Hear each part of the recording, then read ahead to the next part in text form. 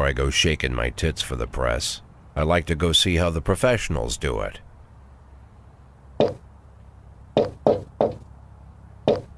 Some might say the chief of police has no business in an institution like this, but in fact it's the quietest and safest place in town.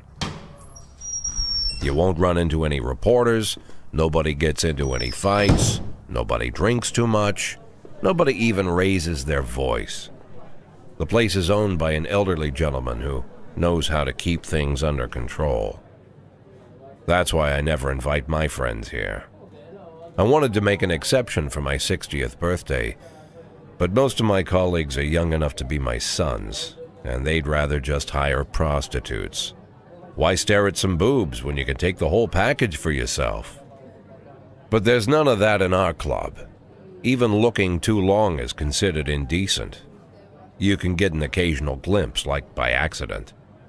The rest of the time you just pretend that you're immersed in conversation, or just come by for a drink. Doesn't mean these gentlemen wouldn't want their bald heads smothered in tits. It's just that nobody says it out loud.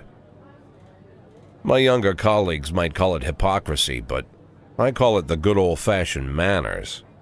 Good manners and leave the rest unsaid. She agrees to unbutton her blouse, and we agree not to pay too much attention. The girls are on a quiet prowl, too. They're looking for a way out of their cramped rooms. Maybe make friends with some wealthy patron with a pacemaker and dentures. Everybody wants something. But we have to control ourselves, or we'll all turn into libertines and prostitutes. Hell, if there weren't any rules, I'd be belching and farting, jumping up on the table, arms held high, yelling, "Shake it, baby!"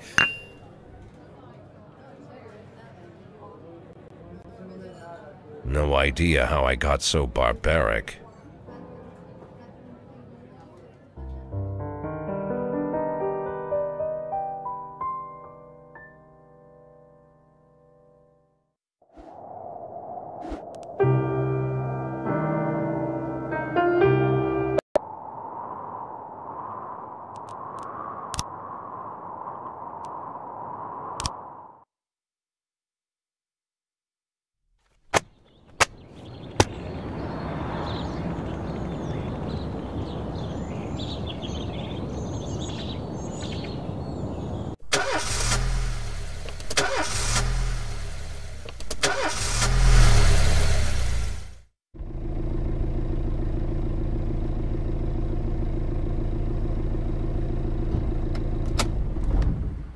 When I was a kid, my father sometimes told me at bedtime that if I closed my eyes and didn't open them for a long time, all the demons would blow away.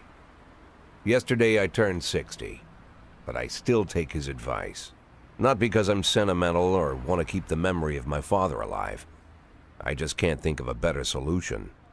To get away from all the demons that haunt Freeburg, I'd need to wear a blindfold 24/7. Plus, it's a good idea to act blind when talking to reporters. At least that's what my colleagues say. They're afraid of press conferences. But for me, it's more like a confessional.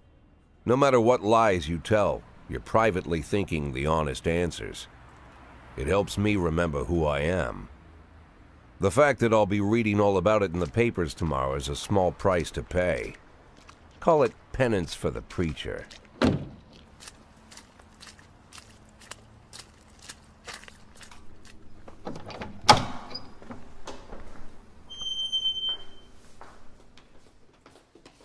This is the first time I'm afraid of those answers my mind has given me.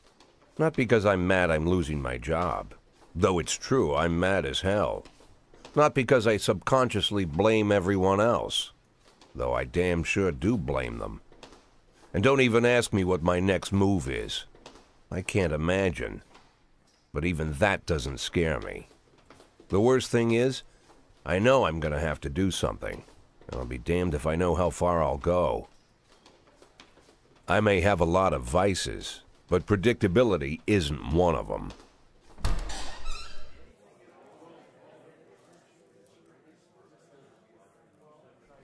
I learned a long time ago how to drive away the swarming demons. But what do you do when they're trying to rip your soul from your skin? shutting my eyes tight as I can. The best solution remains the same: play blind. I just hope the reporters think I was blinded by the camera flash.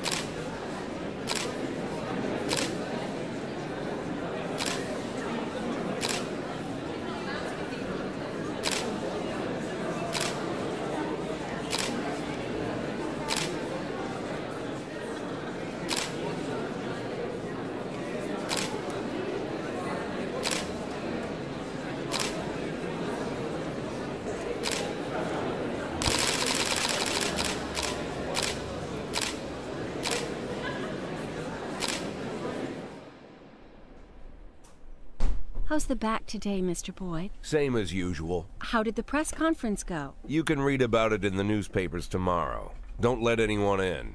Even Mr. Kendrick? Especially Mr. Kendrick.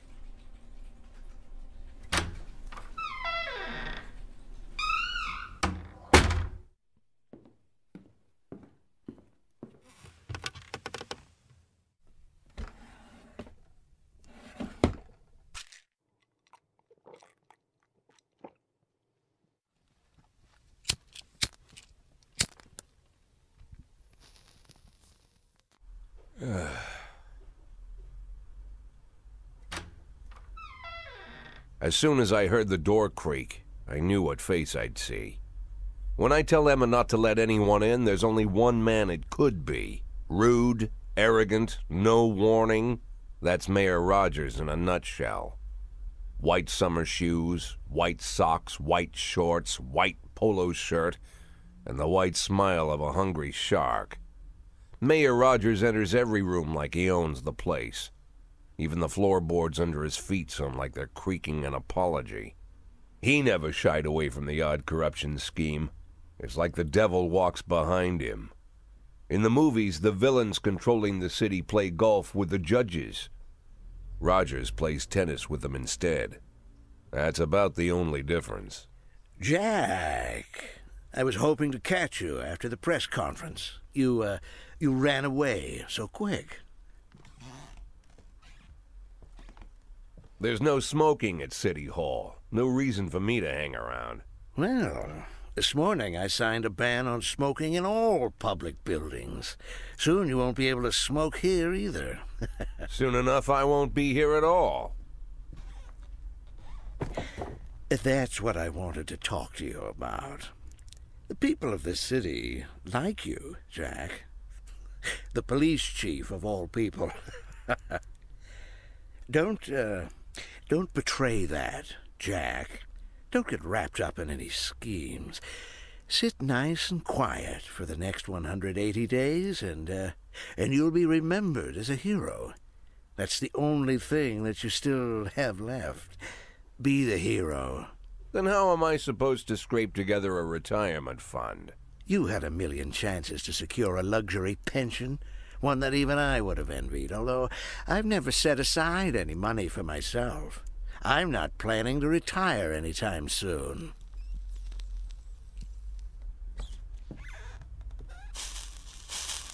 "180 days of quiet, Jack. That's all I need. I don't have any problems with you, and you won't have any problems with me. I have a new assistant, Troy Starr. If you have something to tell me, call him. But try not to bother him. He's a busy man." I'll do my best. "And quit smoking at the office. One of my friends will be using it soon."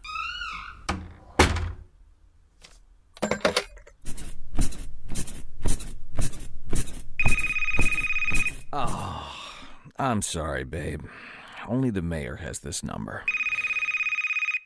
Mr. Mayor? Yeah, is this Troy Starr? Yes? Go fuck yourself, Troy Starr.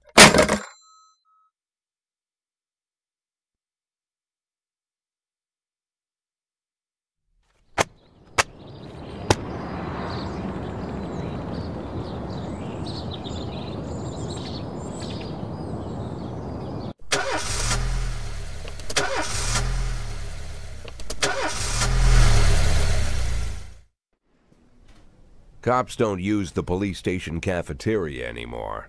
There's some kind of stigma against sitting shoulder to shoulder with your partners.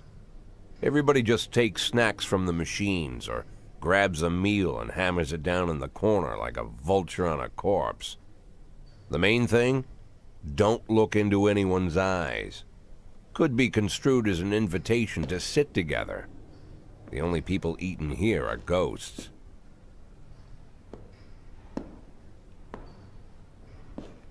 My deputy, Francis Kendrick. He recently became one of those ghosts. The subject of one of the most devastating corruption scandals in the history of Freeburg. No evidence to support the accusations, but everyone knows Kendrick's days are numbered. I need that file I asked for. Needs to be ready tonight. Francis didn't say anything, but I understood. Ghosts aren't supposed to talk. Besides, I got a feeling he was already finished.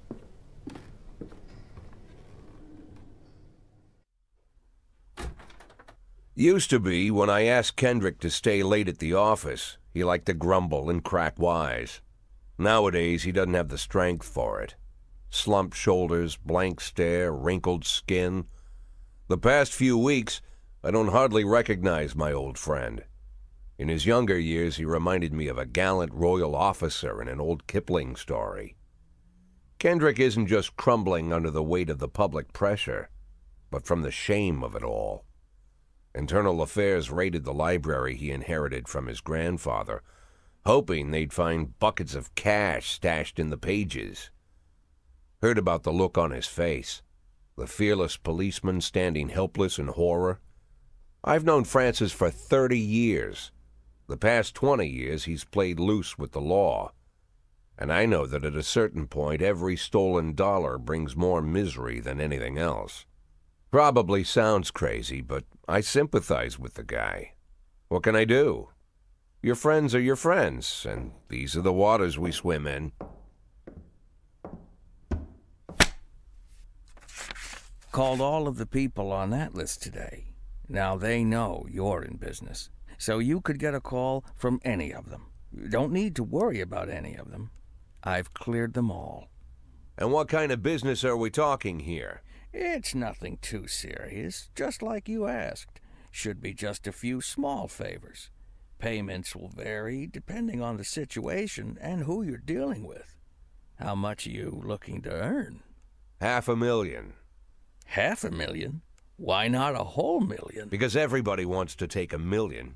Figured I'd try something different. $500,000 in 180 days? Well, you could earn it all above board if you netted all the big fish and hit all your bonuses. Never knew you for a fisherman. Well, you never got into my business, and I'm not trying to get into yours. But be careful about bringing in any other cops. Sooner or later, they'll put the finger on you. And one more thing, Jack. I remember what you said, but I should probably add one more name to that list. Christopher Sand. Sand. Christopher G. Sand. Everyone knows the name, but few could tell you who he is. The old man stays away from the spotlight. Always wears old-fashioned jeans and knitted sweaters. Gives to charity. Rarely attends social events. An avid hunter, I hear. Even dabbles in poetry. You'd never guess he's the head of the oldest and most powerful gang in the city. Goes back as far as his great-grandfather. And Sand is strict about following the old rules. He rarely involves himself in commonplace murders and robberies. Hardly needs to intimidate anyone to get his point across. The people who work for him each have their sphere. They provide protection where needed, even work with the authorities when they want to make a deal. Meanwhile, Sand pulls the strings without getting his hands dirty. People sometimes mistake his quiet approach. A couple years ago, an arms dealer decided to expand its business without asking permission, and his whole family paid the price. In 4 weeks, Sand killed 31 people. Old men, women, even a few teenagers. And Sand's people made sure every paper reported it.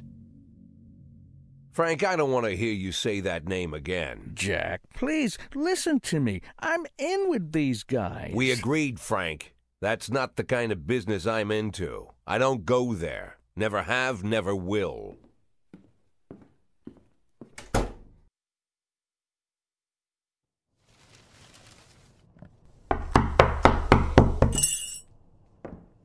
Whenever I'm alone at home and there's a knock at the door, I always hope it'll be my wife, Laura. She's always forgetting her keys. Hello, my name is Steve, and you're Jack Boyd, is that right? To get to my front door, the Bible boys walked about a mile from the local bus stop, jumping over mud puddles and skirting a couple of landfills. Laura doesn't go in for religion either, but according to her, these brave lunatics with their fake smiles deserve at least a minute of attention. She patiently listens to them, asks them questions, regales them with pastries, and never once dropping a hint of condescension. When I watch her do it, I've got to admit it gets me. I'd have hugged those boys, sat with them on the porch and lit up a cigar. But a month after Laura left, all I could do was quietly ask them not to bother me. Today I'm a little rougher still. Shut the door on his nose this time. Another couple weeks at this rate and I'll be greeting anyone who comes close with my service pistol pointed towards the sky, ready to fire my warning shots. In my life, even the basic stuff never goes like it's supposed to. Normally, when a wife is going to leave home, she'll make a scene, or at least sit everyone down for a serious conversation. But Laura just disappeared. The children in the stories always stand on the side of the mother, but all 3 of our sons supported me. The in-laws always blame the husband for making their daughter unhappy. But now Sally, Laura's mother, well, we sort of have a pact. The fellow Laura ran off with is young enough to be her son. I hear he's 30 years old. Of all the possible information a man can know about his wife's lover, I get hit with that. Fortunately, Laura's mother doesn't like the way it sounds either. Sally figures this guy just thought he'd have some fun with a mature woman, but he'll be back chasing college girls before the year is out. So we have an agreement. Sally's going to track down Laura and try to reason with her, and we'll arrange a meeting. Meanwhile, I'm supposed to not do anything stupid, which of course means anything at all. It's a crazy situation. I'm the police chief, and the person I'm trusting to find my wife is an old woman armed with a phone book. But I can't afford to lose Sally as an ally. So for the moment, I had to swallow my pride.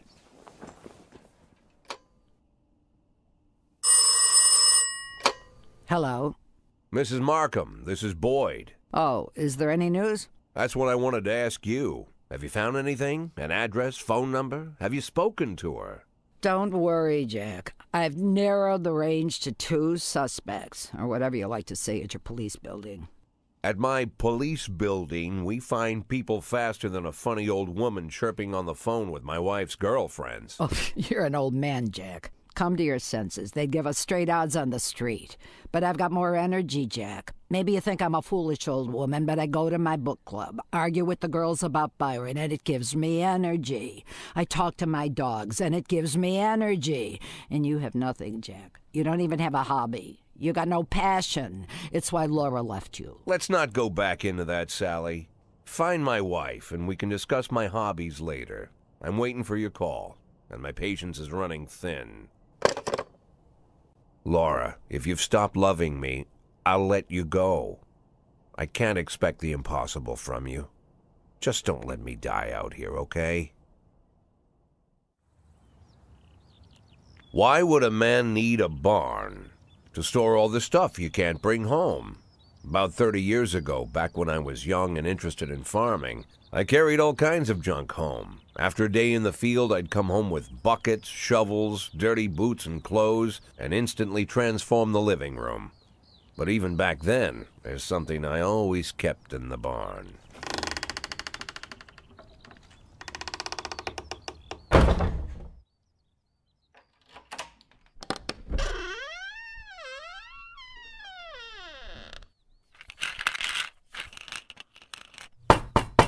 I stopped keeping my pills inside the house because every time I was about to take a triple, someone would knock on my bedroom door. Now they're knocking on my barn door. Well, fine. It's not every day that someone comes to visit your barn. In all the years we worked together, Kendrick never came to visit the house. We drank at bars, went fishing, went to the mountains, even chased off some poachers one time. But he never came for dinner with the family. We never watched football over here. And now he's brought his friends to visit my barn. I always try to look unsurprised, like it's an everyday thing to get visitors at the old barn, especially guests with their own personal bodyguards. But Kendrick is sharp enough to see he's caught me with my pants on backwards. Sorry for the surprise, Jack. We saw you from the car. Figured we'd find you in here. I'm going in for a minute, fellas. These guys will wait outside.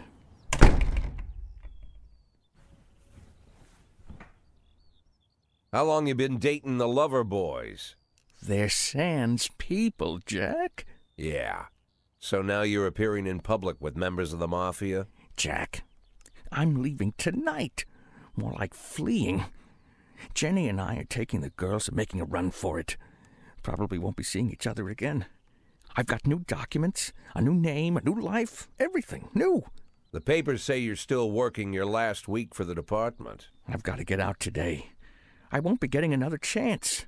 Don't know if you noticed, but the whole city is against me. You told your mafia friends about your plans. Jackie, if I don't fix everything with them in the next few hours, they're going to kill me. And not just me. My family, my relatives, God, Jack, I don't know who else. They found out that I was planning to run and they demanded that we close our contract today.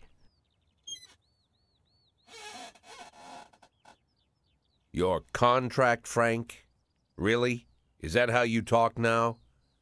Maybe you should call in the lawyers to straighten all this out. Now is not the time, Jack, please. I have a commitment to them until the end of the year. They need an inside line at police headquarters. I can't just give them back the money. That's not how the mafia works. If I can't find someone I can trust tonight, I'm dead. You know me, Jack. I wouldn't ask you if I wasn't afraid they'd cut my daughters to pieces before sunrise. He's the damn fool who puts his daughters in the crosshairs in the first place. Anyone in my place would have dressed him down good. But I didn't want to pile it on. Fate's already got this guy's soul in the grinder.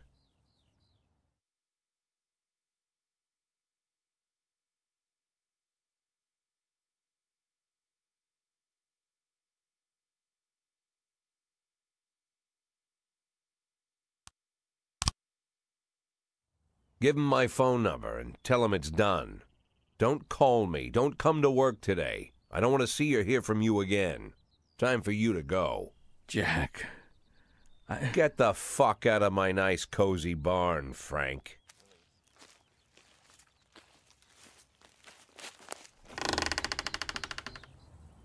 At the time, I was trying not to think about what just happened. It was almost too much to take in. I'm probably the most popular police chief in the history of the city, and I have to admit, I've thought about that more than once, sometimes with a little pride even. In one of the features they wrote about me in the papers, they said it pretty plain. He catches the criminals. Believe me, high praise like that is unheard of in Freeburg, especially for a cop. And here I am, the person who catches criminals, and I've agreed to help the mafia, or I'll come home to a bag stuffed with my kids' body parts. Right before the last hammer falls. Hey, remember that cop who caught criminals? It turns out he was a mafia bitch. And all for the sake of a greedy, corrupt cop who should have fled the country years ago. That sound right to you? Mr. Boyd, there was a man here earlier. He left you this. A man? What man? Who let him on this floor? I don't know. I've never seen him before. I asked him his name, but he just ignored me. He was talking on a big telephone, you know, one of those portables. He gave me this envelope and left. Damn. Okay, let's see about this.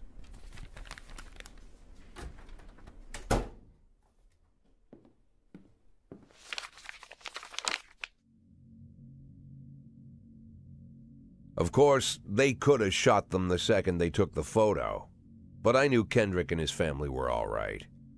Either way, the message was not that they got out.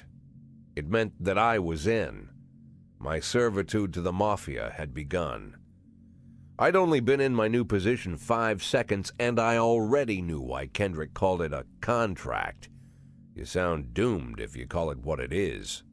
A curse. Boyd. Good morning, Jack. I believe you just received my message. Who am I speaking with? Oh, I'm sorry. I forget some people don't recognize my voice. But I assure you, Jack, if I was sitting right there in front of you, you'd have no trouble recognizing me. Like I was a member of your family. Even better than a wife, perhaps. A wife can betray you. No man is immune. I don't talk to people who don't tell me their names. Oh, Jack, don't be so childish. You're too old to run away from strangers. Yes, we both are. And in our old age, friendship becomes rare and all the more precious. But of course, we must work with new people and find out new names. So if you insist, Jack, let us formally meet. Hello, Jack Boyd. I'm Christopher Sand. Wonderful, Mr. Sand. And what is it you do for a living? Oh, you'll soon find out all about that. Well, you'll learn much more than a simple policeman could ever expect. You're a simple policeman no longer, Jack. Don't turn off your phone. You start today.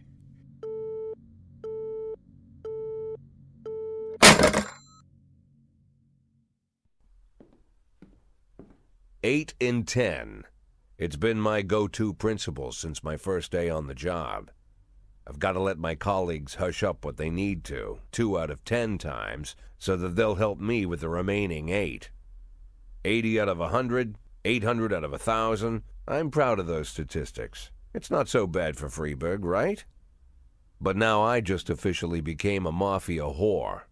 I'm supposed to be fearing for my life, for the lives of my wife and children. But the only thing I can think, what's going to happen to 8 and 10?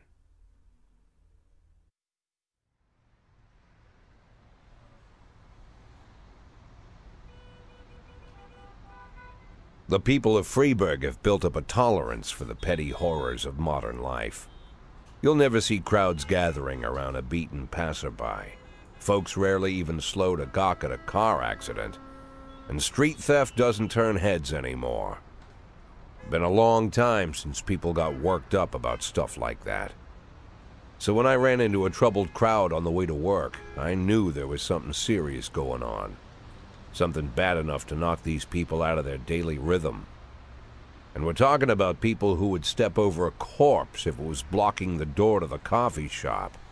But apparently all it takes is a bunch of leaflets, or spreading broken glass across Main Street, or releasing a couple of hundred rats in the ice arena. The mysterious figure taking responsibility for these strange acts goes by the alias Robespierre. Nobody knows who he is, what he wants, or what all this adds up to, from the buckets of lard spread on the sidewalk to the front door of City Hall covered with ostrich feathers. But this strange cross between childhood pranks and cheap theatrics has got the people all worked up. Everyone understands when some Freeburg crook satisfies the basic human need to rob and kill. But when someone steals a lion from the local zoo and locks him in a cell below the courthouse, the people start asking questions. Myself, I kinda like this Robespierre. It's not just the pranks he's pulling or his green bull's head emblem. I just like his funny nickname. Robespierre? Really? Who does that make me? The Marquis de Lantenac? I don't think so.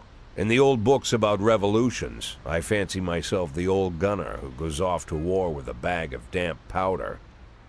Or maybe the innkeeper who tops up the beer kegs with mop water. It's something to think about.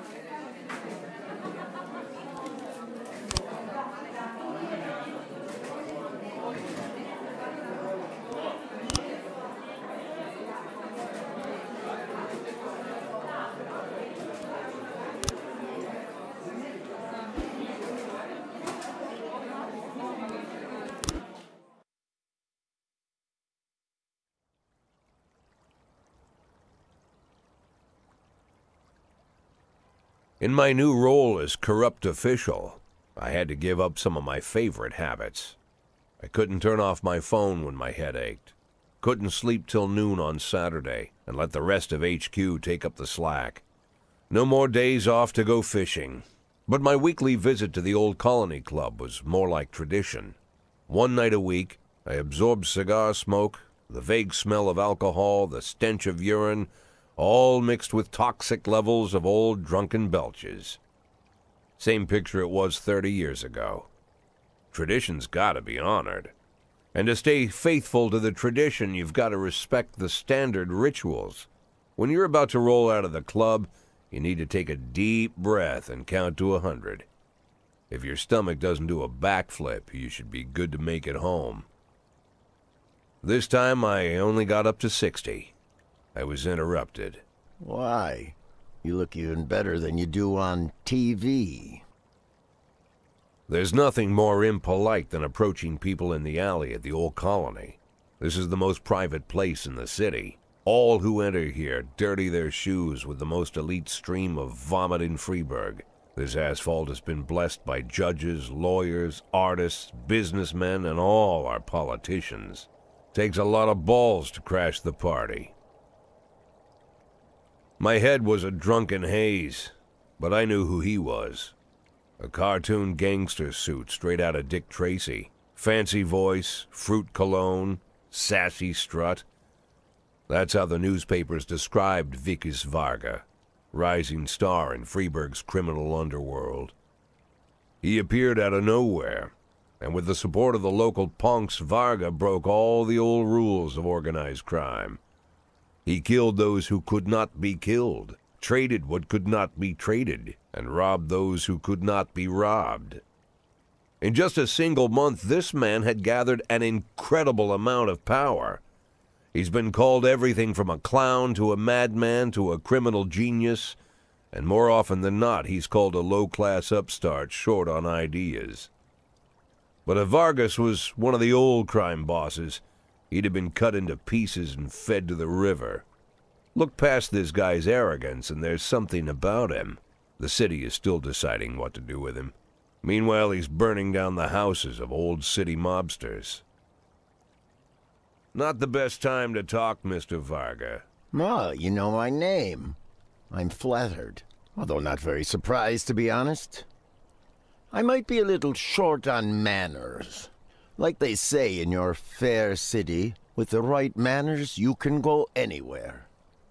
Well, I don't want to go anywhere. I want to stay right here. Even the criminal world needs manners, Mr. Varga. And one of them is this: don't interfere with a drunken cop who's trying to take a shit and puke at the same time. Oh, you exaggerate. But is Freeburg always so gentle with its officers? You've been a bit roughed up lately. I see you already know Freeburg quite well, Mr. Varga. Well, I love to learn and look around. But I do know that the inhabitants of this fair city should be friends, Jack. Maybe it's true I don't have the best manners. After all, it's only polite for friends to share their phone numbers.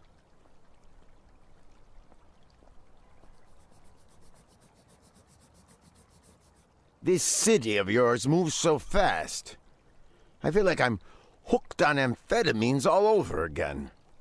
You wake up in the morning full of ideas, and by nightfall, you've all had each other killed. So don't wait too long to call. I don't mind if you're drunk. It's all the more fun. I'll be stoned myself, most likely. Hell, I'm a little stoned right now.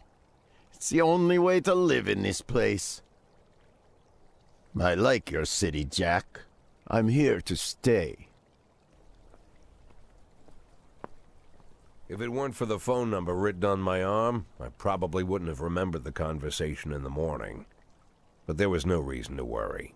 I'd be getting a reminder soon.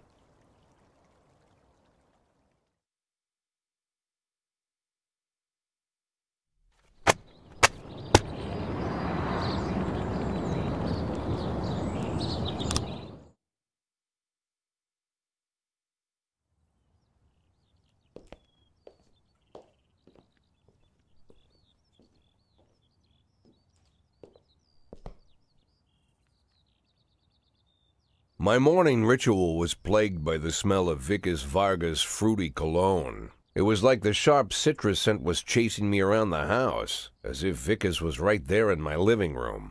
When I finally realized the smell was coming from a big basket of oranges, it didn't put me any more at ease. I'd opened my door to lots of threatening mail, evidence of criminal wrongdoing, even a dead ferret or two. But fruit? Never.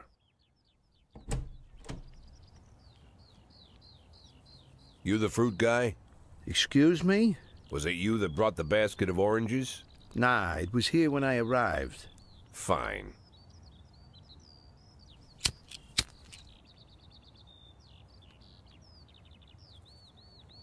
So who are you? Today, I'm your driver. And where are we driving? To work. That's it? Yeah, we have to make an important stop along the way. Where? The ranch. What ranch? Just the ranch. Fine. The morning seemed surreal, and I took in the magic. Why wreck it with meaningless chatter? As my tight-lipped chauffeur drove an hour through God knows where, I started to feel like I was in the middle of a bad dream, probably lying bloody and concussed in the alley behind the old Colony Club, my nose buried in a rotten orange peel. But no, this was no dream. The silence was real, the sound of the engine was real, the dust was real enough too. And there was the ranch over the horizon. It all seemed familiar. The Sand family's overbearing mansion has been the talk of the headlines for decades, but few have managed to get closer than a few miles. I guess I'm just lucky.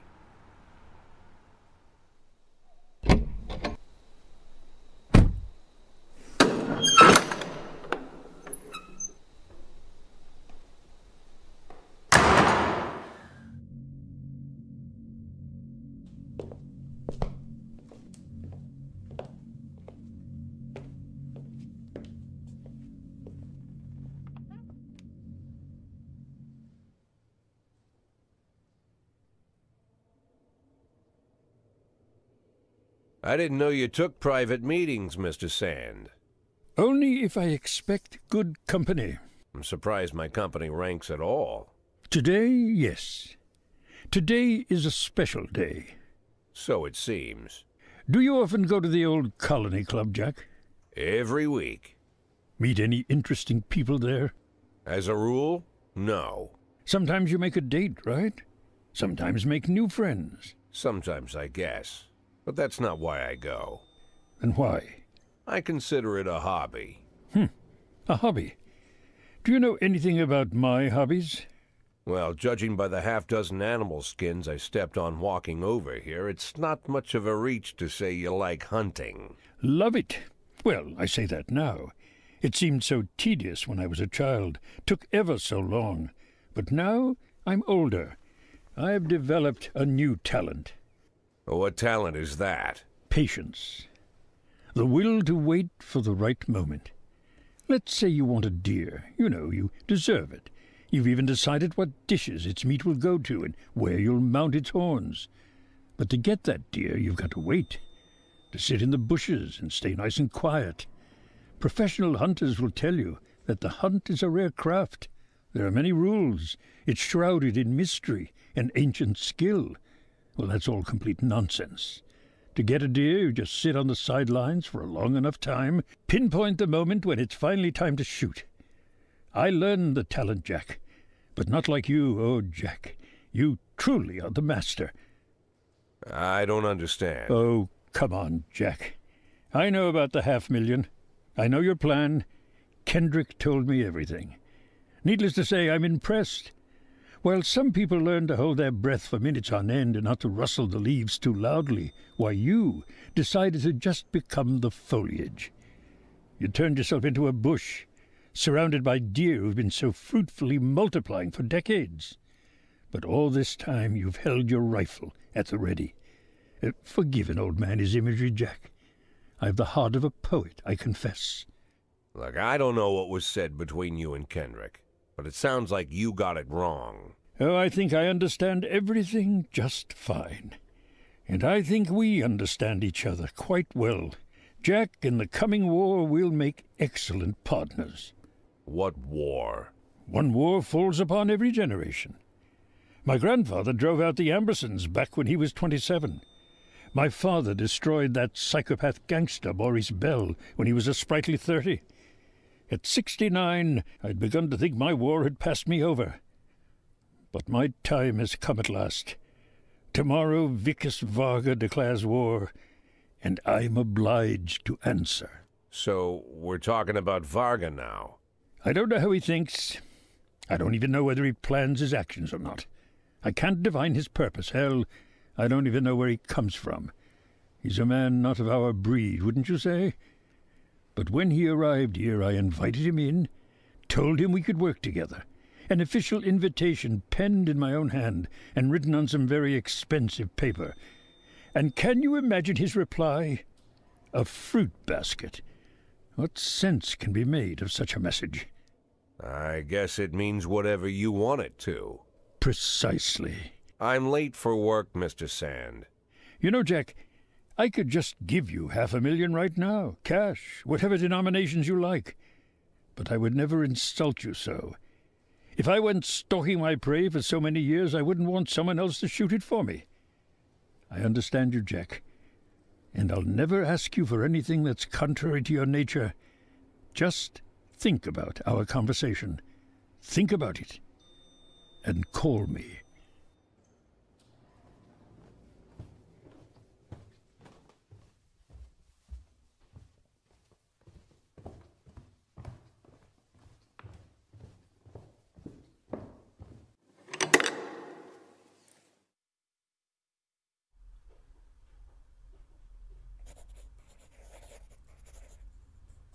Like I said, it's a whole new life, and I've had to give up some old habits. One of them, keeping away from things that don't concern me.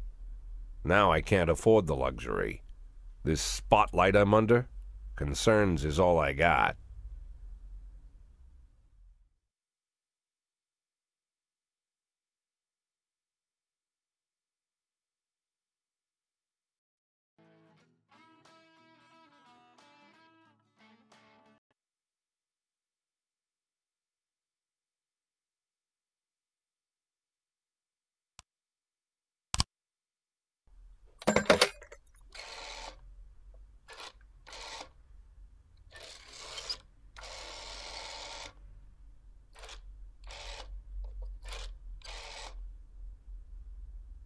Tell him it's Boyd.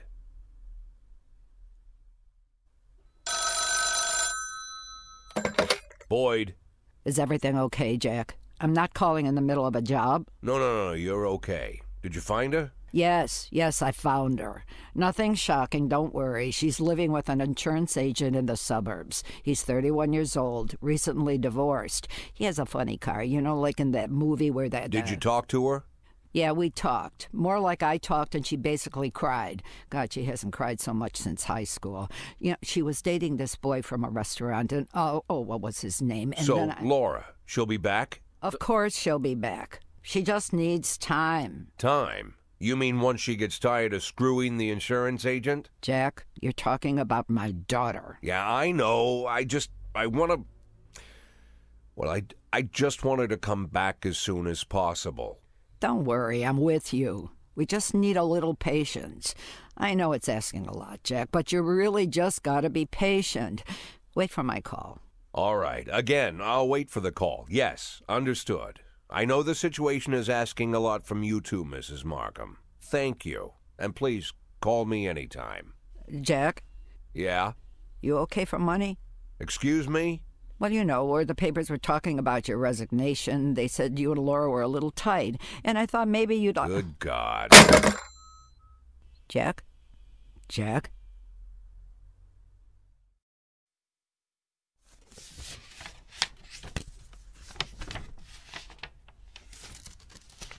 You know when a police chief really feels his power? When he hires and fires people? When he throws folks in jail? When he's bossing everyone around all morning? No, there's no power there. Just bureaucratic red tape. Like directing traffic. Not that it's all bad. No, I feel it the most when people come to me with accusations. Accusations happen outside the law. They don't need to be rational or supported by evidence. They don't petition justice in the careful words of legal formality. No, an accusation is a personal cry, full of resentment or envy, a defeated moan, or an angry howl. The accuser rarely imagines you'll share their resentment, their envy, their hatred. No, but they do imagine that your love of power is so strong that you'll leap to decide the fates of others, happy just to take someone's word for the facts. Businessmen accuse the gangsters blame our public figures denounce politicians, the politicians point to the businessmen. When it comes to accusation, there's only one rule. Don't aim too high. If you overestimate your own importance, then complaining can cost you your life. So choose the easier path, exaggerate as far as you can, and try to make your plea sound as sad and pathetic as possible.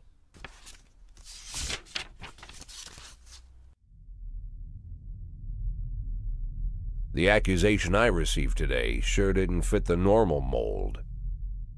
After killing Vikas Varga and routing his supporters, Sand further strengthened his already powerful authority. Even a month ago, anyone coming out against Sand would sound like a lunatic with a death wish. Today, it's the same thing as suicide. But the letter I'm holding in my hands directly connects Henry Sand, lieutenant of the Sand Mafia family, to the reported death of successful banker John Pazzi. Henry has a daughter, Marianne, a dancer, and apparently it all started with her. One day, Marianne danced in the title role of a production of Giselle, and Henry, proud father that he is, brought the whole family to the premiere, along with some of the family's business partners. Among their guests was the young banker John Pazzi. He couldn't keep his eyes off Marianne, but she ended up brushing him off. In response, Pazzi ambushed her one night after rehearsal, pulled her into his limousine, and had his way with the poor girl. After that, gentleman that he was, he drove the girl home and threatened that if she told anyone what happened, her mother would get the same treatment. But her father still managed to shake the truth out of Marianne, and he decided to take his revenge. Of course, Henry knew he couldn't just go with his instincts and put a bullet in Pazzi in broad daylight. The rich bastard was too important for business, and Henry is neck-deep in the family business, overseeing transportations for the Sand Mafia. He knew about every delivery delay, every car, and every shop. It was mostly thanks to Henry that the whole Sand operation rolls so smoothly. Henry has free access to all their off-book cars, and a tar-black motive. Yeah, he could easily arrange the death of John Pazzi as a drunken, late-night hit-and-run. But Henry Sand is smarter than that. If this story about Pazzi is true, he'd more likely go to the boss and ask permission. I'd have figured this letter the ramblings of a retired gangster looking to spice up his life with little excitement. The way the letter started, "My dear little old cupcake," I had every mind to toss it in the trash.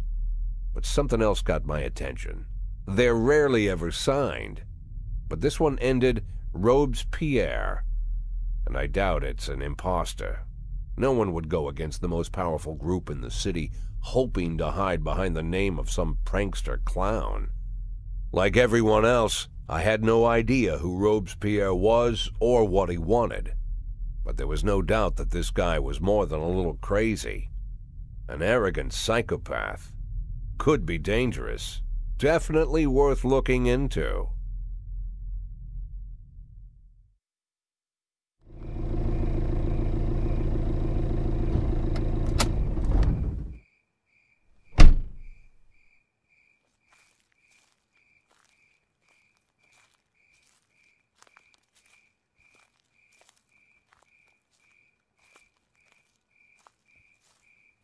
Oh, Jack, you always come back so late. What's wrong?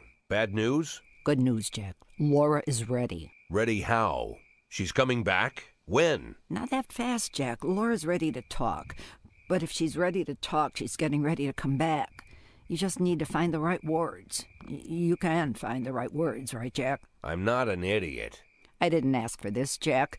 It's the middle of the night, and I'm alone on an old farm, 40 minutes away from anywhere, sat on a creaky porch, and now I'm getting snapped at.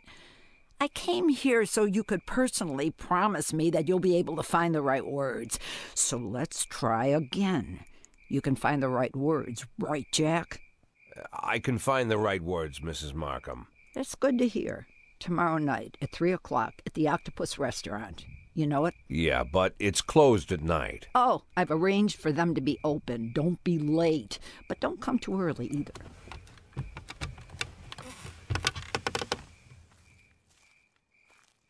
Mrs. Markham? Yeah? I should probably offer you some tea or something before you go. Do you have any tea? No. Good night, Jack.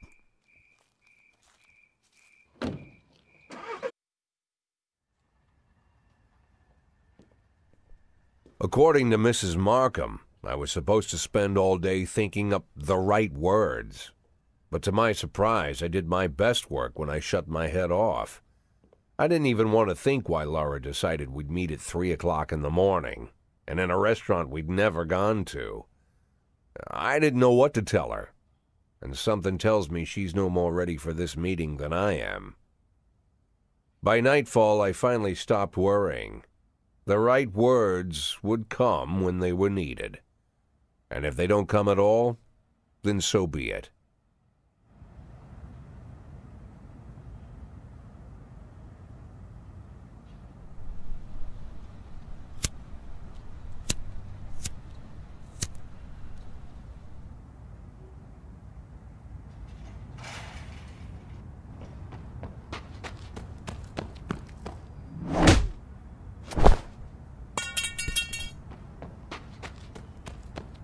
I've heard said, when you're knocked out by a single blow, you don't have time to feel any pain. Well, that's a lie.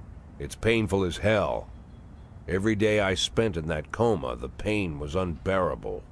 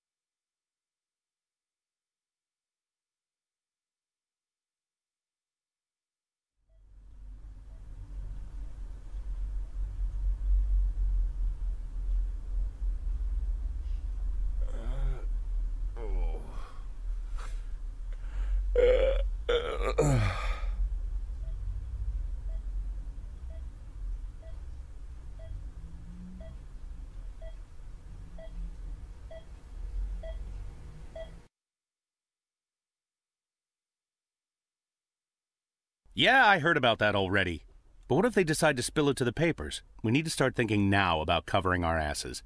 I know people who can deal with this, but they'll need at least a week. Plus, if we want to... Lieutenant Stat, I'm sorry to interrupt you, but I have Jack Boyd on the line. Who? Jack Boyd, sir. He's calling from the hospital. Gibson, I'll call you back. Don't do anything without my team. Jack, well, wow. I didn't know you were awake. Doctor said you could be in that coma for months, even years. How are you feeling? Tell me who's in control, Martin. I don't think I follow you. For God's sake, Martin, tell me it's you running the department and not some stooge from the mayor's office. Yes, Jack. I am performing the duties of the police chief, but the new man's coming on Saturday, Kevin Paulson. Kevin Paulson? Yes, it's the guy from the... I know who Kevin Paulson is. Now listen carefully, Martin. I'm coming back to work. I'm Freeburg's police chief, and it's going to stay that way for another 4 months. Now you get on the phone and do whatever needs to be done. You run into any problems, threaten them with the media, court, or blackmail. But I don't think they'll give you any trouble. The mayor knows it's easier to just wait until the winter than deal with a scandal. Oh, and assemble a press conference. Listen, Jack, I know the truth is on your side, but you have to take into account... Martin, how long since you transferred to my department? Coming up on 5 years now. How many times in the last 5 years have you come to my birthday party? How many times have you come to the farm when I had the boys over? Never had the pleasure, but... Never. Because you couldn't care less. And I don't care for you either, Stat. It wasn't me who appointed you deputy, and you wouldn't have been my first choice. But if you do ever come over to my house, you won't miss the big hole in my backyard. Garbage pit. You know, for old rubbish. A smelly hole filled with rotten furniture and other crap. So, Stat, if I even for a moment doubt your devotion, you'll go straight into that pile of trash. Maybe you'll get to catch up with some old friends. You remember Kendrick, don't you? I'll schedule the press conference for tomorrow, all right, Jack? The day after tomorrow. Tomorrow I'm going shopping.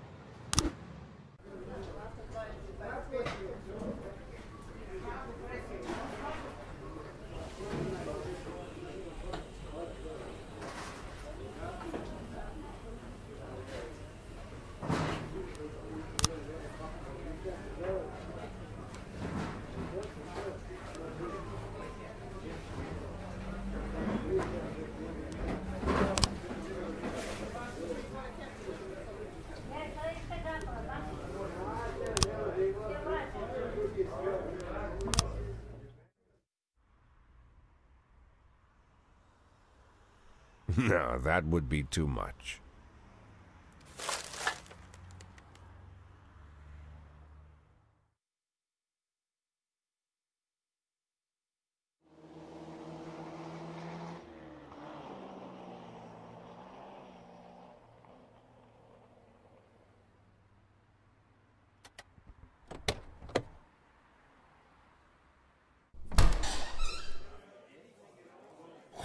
Wow, Jack, what's with the outfit? You planning on... The pit in the backyard, Martin. Always remember about the pit in the backyard. Don't talk to anyone before the press conference starts. I'll try to get you on stage quickly. Kevin Paulson is here. He wanted to... Jack! I hardly recognize you. That's quite an image for a man like you. An old dog with a new trick, right? We should see each other more often. How long has it been? Last time I saw you, I fired you, Kevin. Ha! You mean the day I resigned in protest over the corruption and lawlessness at your police department, right? Yeah, repeat that shit often enough, someday you might start believing it. You know, Jack, I'm glad that everything turned out so well. Unlike you, I've made good use of the past 7 years. My new construction company keeps getting jobs from the city, and we're doing really well. I have a new house, new hobbies, even a new wife. Maybe you've met her. Shelley Rogers. Oh, Shelley Rogers. So you really are in bed with the mayor. It's a dream come true. All my dreams have come true. Only one thing remains. To bring order to the Freeburg Police Department. You being serious, Kevin? I'm serious as ever, Jack. I'm the most serious man you know. It's not often you see the past and the future Freeburg police chiefs at the same press conference. I hope you have time to talk, Kevin. There's something we need to discuss. Jack, the reporters are waiting for you.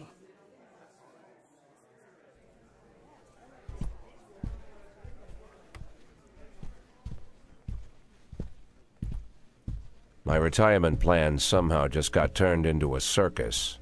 Fortunately, I'm pretty good at swallowing swords and jumping through burning hoops. They all seem to like it.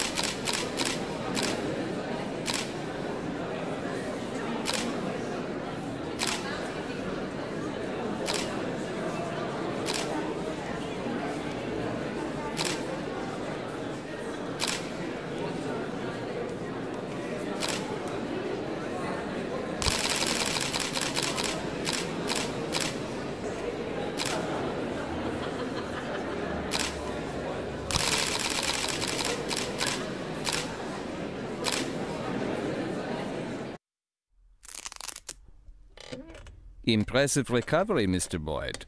I'm still not happy about how soon you're back to work. Well, not happy as your doctor. As a resident of Freeburg, I'm immensely grateful for it. Really? Just don't tell anyone, or they'll pull my license. Well, thank you again for coming to see me at night. Oh, well, whatever you need, Mr. Boyd. Any doctor in this town would come running any hour, day or night, you can believe me.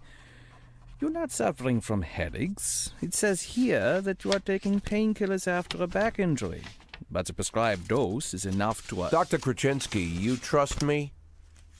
And, sorry? Do you trust me? In what way, Mr. Boyd? You think I'm an honest and reasonable man, Doctor? You're joking, Mr. Boyd. Thanks to you, my wife finally agreed to buy a house here, and we've decided to have children. Thanks to you, I'm not afraid to visit my patients at night. I think you are the most honest and reasonable person in the city, Mr. Boyd. Great. You see, Dr. Krasinski, I'm an addict. Mr. Boyd, is... Well, not a drug addict in the way you might imagine. I'm not some weak-willed junkie.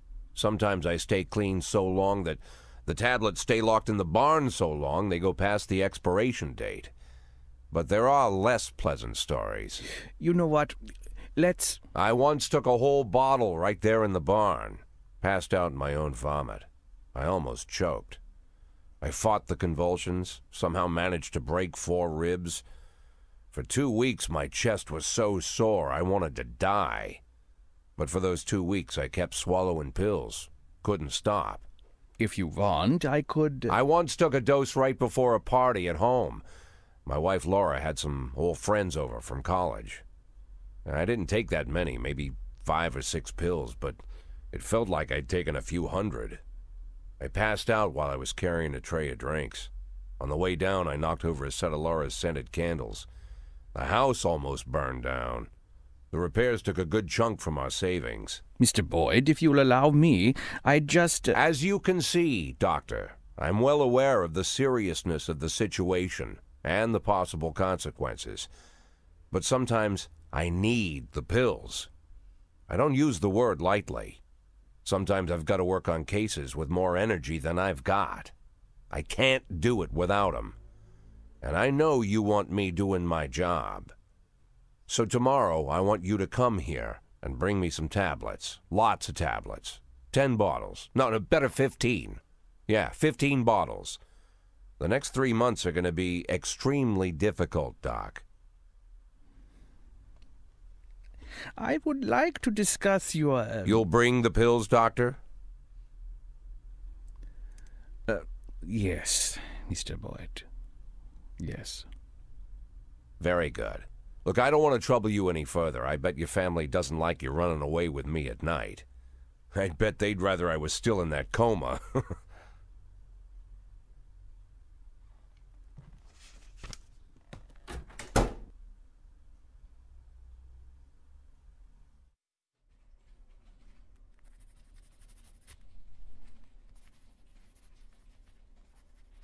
Mr. Boyd, I'm going home. Do you need anything? Oh, no, don't go. I need to talk to you. I won't keep you long. I just need to make one phone call and I'll be right out, okay? Of course, Mr. Boyd.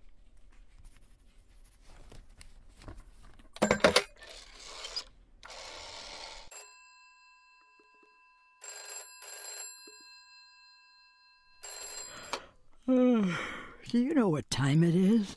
I didn't mean, well, maybe I did. Guess I'm a son of a bitch. Jack?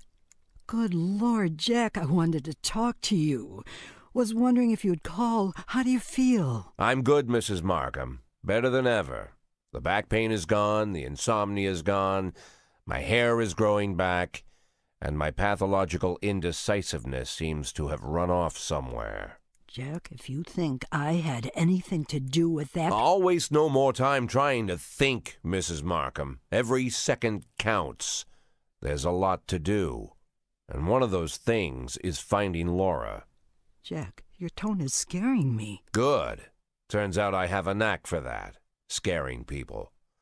So, Mrs. Markham, I'm going to look for my wife, and if you somehow get in my way, I'll send a special squad to your house. First they'll throw your dog in the fire, then they'll arrest you for prostitution. What? What the prostitution? Sometimes it's necessary to invent charges. It's not like I can arrest you for being an unbearable bitch.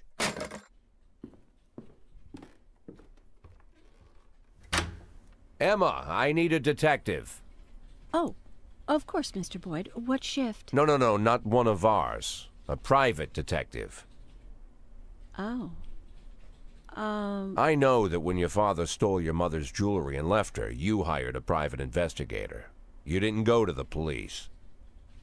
You know, Mr. Boyd, it was a family problem, and we felt that it would... I understand perfectly, Emma. You don't need to explain anything. I'm in a similar situation. As you might have heard, my wife left the house. She's missing, you could say. I'm not sure what you're... I know you've heard all about it. I want her found, but I don't want the department involved. Same reason you didn't. So I decided to hire your private detective. Think you can arrange it? Oh, of course, Mr. Boyd. I'll call him and arrange everything. And don't worry, he'll keep it a secret. Fine. What do you need from me? Well, just gather all the information that might be useful and put it in an envelope, bring it to me, and I'll take it to him. Good. Okay, take the day off tomorrow and get a good night's sleep. The day after tomorrow, I'll have that envelope for you.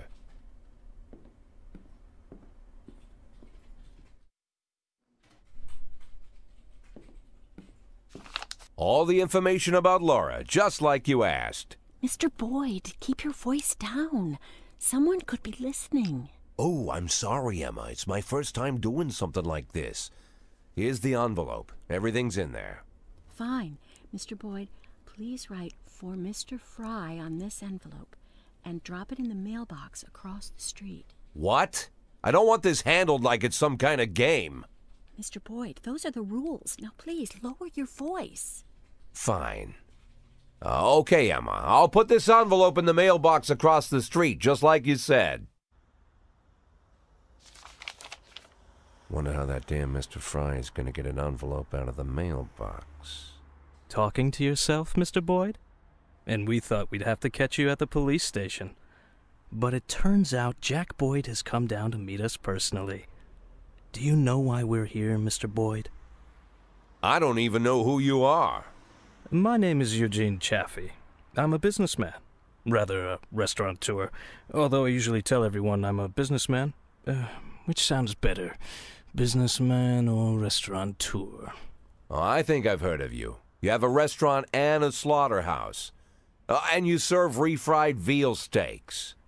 Well, refried veal steaks isn't my only business. But perhaps it's what I'm best known for.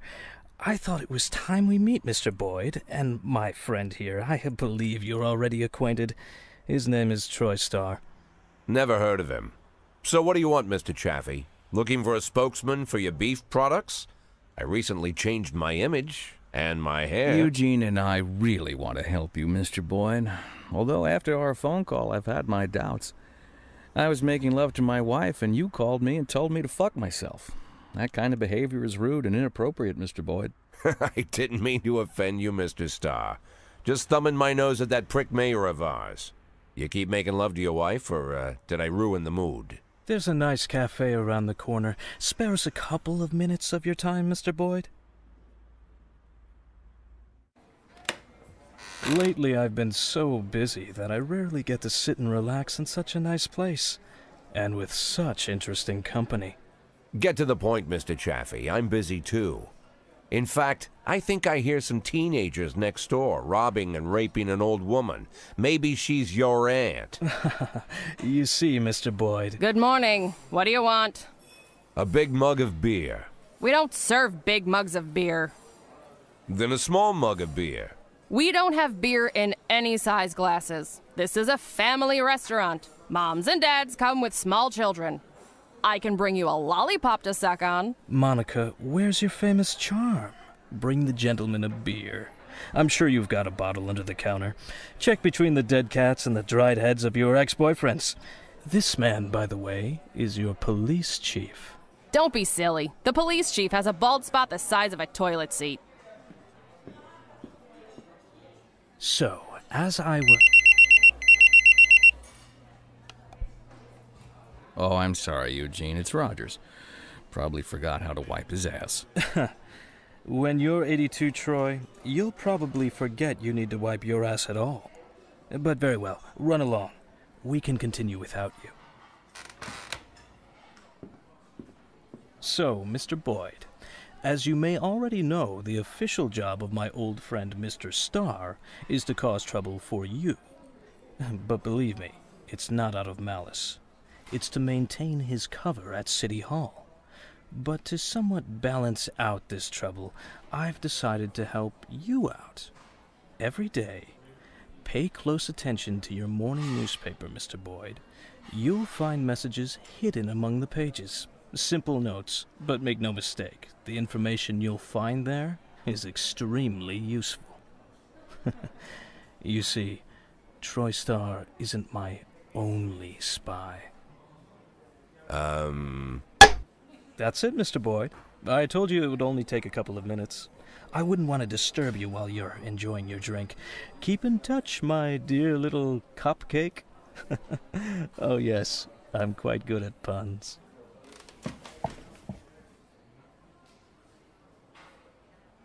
Never imagined what meeting Robespierre would be like. But I certainly didn't figure the first thing he'd do was buy me a drink. Getting them to serve a beer at a family cafe? And this Robespierre has some strange superpowers. Strange, but not entirely useless.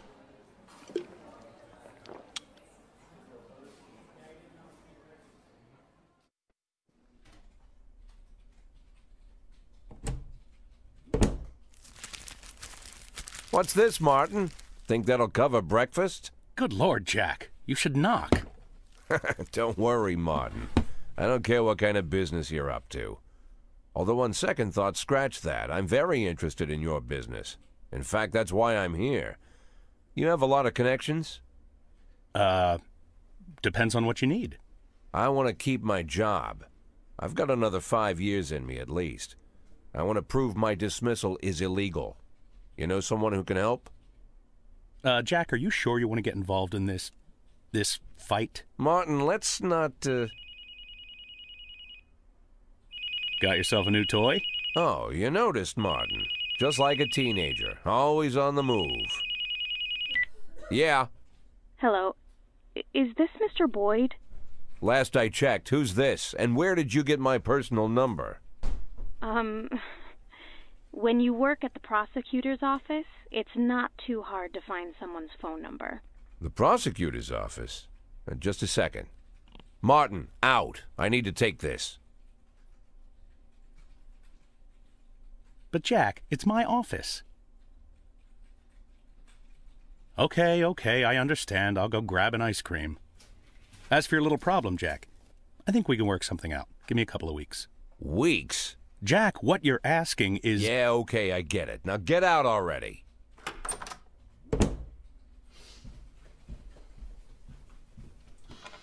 I'm sorry, what did you say your name was?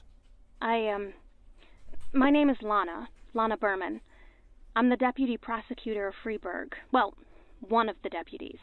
Not even the first deputy, to tell you the truth. How can I help you, Miss Berman? I don't know how to say this, Mr. Boyd. You see, Mr. Boyd, I'm in line to be the next prosecutor of Freeburg, and apparently that's happening quite soon. Soon? Shia Broom was just re-elected for a new term. Yes, but she'll be resigning in February. She's suffering from a heart condition, so she's chosen a replacement to carry out her term, and she chose me. You have no idea of the scandal, Mr. Boyd. I've only been at the prosecutor's office for half a year, and she chose me. It's incredible. That really is unbelievable, Miss Berman. But what's it got to do with me? Well, I understand how this call would seem strange to you, Mr. Boyd, but Mrs. Broom said she said that you have a lot going on, but you're the most honest official in the city. And if I really want to change the city for the better, and I swear that's what I want, then I should meet you. I'm afraid Mrs. Broom was exaggerating. Oh, believe me, Mr. Boyd, Mrs. Broom is not one to exaggerate. I'm sorry, Mr. Boyd, I need to run. Do you mind if I call you later? Do I mind? Let me think. No, I don't mind, Miss Berman. Thank you, Mr. Boyd.